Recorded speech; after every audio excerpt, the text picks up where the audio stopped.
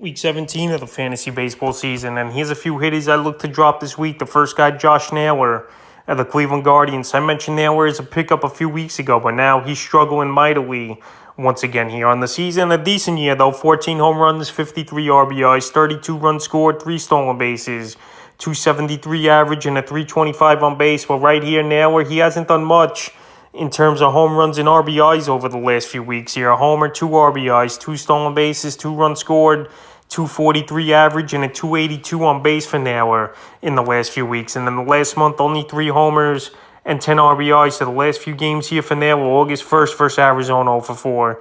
August 2nd versus Arizona, 0 for 4. August 4th versus Houston, 1 for 4. August 5th versus Houston, 1 for 3. August 6th versus Houston, 1 for 4. And August 7th versus Houston, 1 for 4. So right here, not much of anything here. A lot of 1 for 4s. 1 for 3s here for Naylor. I know Houston's got a great pitching staff and all, but this Guardian team, they've just been very inconsistent this season scoring runs. And Naylor's obviously in the middle of that lineup batting cleanup for this team. But right now, he's just not getting the job done in terms of home runs and batting average even in RBIs. And right now, he's just not doing enough. Yeah, he can get hot again and be a good pickup. But right now, he's on a downswing is Naylor. He's a hitter I would drop, and he's been dropped in a few percent of fantasy leagues over the last few days here. But he could definitely pick things up again and be a guy valuable for fantasy owners. But right now is the time to drop him. Next guy's Pena of the Houston Astros. So Pena this season, pretty decent season in his rookie year here with the Astros. 15 homers, 38 RBIs. 44 runs scored, 6 stolen bases, a 248 average, and a 292 on base. So his on base to batting average isn't a good ratio. He's a guy that swings early in the count, and he's a guy who strikes out a decent amount as well here. And over the last few weeks here for Pena, he's done nothing. No homers, 1 RBI, 2 runs scored, 140 batting average, and a 174 on base. And over the last month, he's hitting 196. So right now, he's really hitting under the Mendoza line. Still getting an everyday opportunity over here with the Houston Astros. But he's a guy that's really not bringing anything to the table for fantasy owners. August 1st versus Boston, 0 for 4. August 2nd versus Boston, 2 for 4. August 3rd versus Boston, 1 for 4 with a run. August 4th at Cleveland, 2 for 5. August 5th at the Guardians, 0 for 4. And August 7th at the Guardians, 0 for 4. So right now, he's still getting the chances like I mentioned. We know shortstop's one of the weakest positions in fantasy baseball, but he just hasn't done anything for a month here. And if you need some hitting right away, I wouldn't hold on to Pena. You got to go out there on the waiver wire and get some guys. And if you need help with that, check out the videos from the other day where I talked about hitters to add. It's all on the channel. But anyway, Pena's struggling mightily right now. And I just wouldn't wait if I'm a fantasy owner for him to break out of the slump and get going again. The next guy is Christopher Morel of the Chicago Cubs, another guy with good versatility in fantasy baseball. But another guy struggling as well, even though I know he hit a home run in yesterday's ball game. He qualifies at second, third, and outfield on the season for Morel.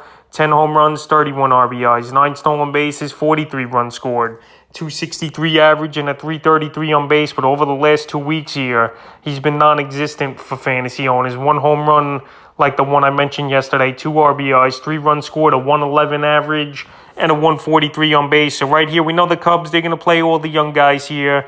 One of the worst teams in the National League this season is this Cub team. And Morel's been in and out of the lineup as well, losing playing time, and he's been batting ninth now for this Cub team over the last few games. July 31st at San Francisco, 0 for 4. Then August 4th was the next game he played, 0 for 4. August 5th versus Miami, 0 for 3. August 6th versus Miami, 1 for 2 with a run. And then August 8th versus Washington, 2 for 4 with a homer and 2 RBIs, 2 runs scored. So right here, Washington's the worst team in Major League Baseball this season. And he took advantage of a poor team. It's Christopher Morel. But I'm still not going to get that excited and say to hold on to him. We got to see more from him, and we got to see him playing every day once again as Morel. But right now, that just isn't the case. He was hot for a few weeks here with Morel. But right now, would be a time to drop him. But he's another guy. He definitely can break out and be an ad down the line once again. But right now, I would drop him. Next guy is Travis Darnell of the Atlanta Braves. So Darnell, he made the All-Star team this season, but right now he's banged up with a leg injury, and he was sporting a walking boot after a home plate collision with Pete Alonso in Saturday's ball games. On the season here for Darnell, 11 home runs, 40 RBIs, 40 runs scored, at 257 average, and a 308 on base. But over the last month of the season, he's done nothing for fantasy owners in the Braves. No home runs, 3 RBIs, 6 runs scored, at 213 average, and a 260 on base. So honestly, if I'm the Braves here with this injury with Darnell, I would put him on the IL, let him heal 10 to 15 days here, and you start William Contreras, who's been a great catcher and an up-and-coming hitter in this league as well, and he made the All-Star team as well. So with Contreras in the picture and Darnell struggling and banged up with the leg injury, I don't think it bodes well for him to have much fantasy value for at least the remainder of this season. And right now, he's still owned in 73% of leagues, but he's been dropped in 2%. So the last few games here for Darnell: July 29th versus Arizona, 1 for 4 with an RBI. July 31st versus Arizona, 0 for 2. August 4th at the Mets, 1 for 4 with a run. And August 6th at the Mets, 3 for 5 with a run. So right here, even before going down with that leg injury, he's been losing some playing time to Contreras, who's been playing good baseball, showing some power. And right now with the injury, the Braves here, they got to suck it up and go with their best guys right now, especially that they're 7 games out of the division quickly after losing 4 out of 5 in that weekend matchup versus the New York Mets. So right now with Darnell not producing and not getting anything going, he's a guy who would drop this week. In the 5th and final hit, I look to drop Peterson of the San Francisco Giants. So Peterson came out of the gates roaring, including a 3-home run game in May. But right now, he's really struggled on the season. 17 home runs, 44 RBIs, 3 stolen bases, 37 runs scored, a 246 average, and a 324 on base. And over the last month of the season here, no homers, 3 RBIs, 2 runs scored, a 167 average, and a 250 on base. I know he was banged up with an injury with Peterson, but right here, it was surprising to me he wasn't traded at the Major League trade deadline. So right now, the power's gone down mightily, even though I know last season he only hit 18 home runs. But the roaring start he got was great for Peterson, thinking he would have a big season, and now he's fizzled out over the last month or 2 months of the season here right now. And this Giant team has as well. So the last few games in his return for Peterson: August 6th at Oakland, 1 for 2 with a run and a rib.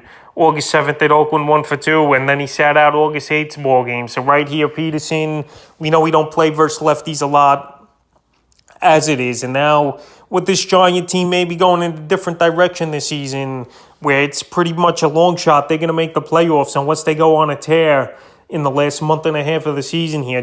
Peterson, I don't think he's going to have much fantasy value. The numbers are down across the board over the last few months here. And he's a guy that ran his course, honestly, I think, for this season. So that's a few hitters I look to drop for Week 17 of the fantasy baseball season.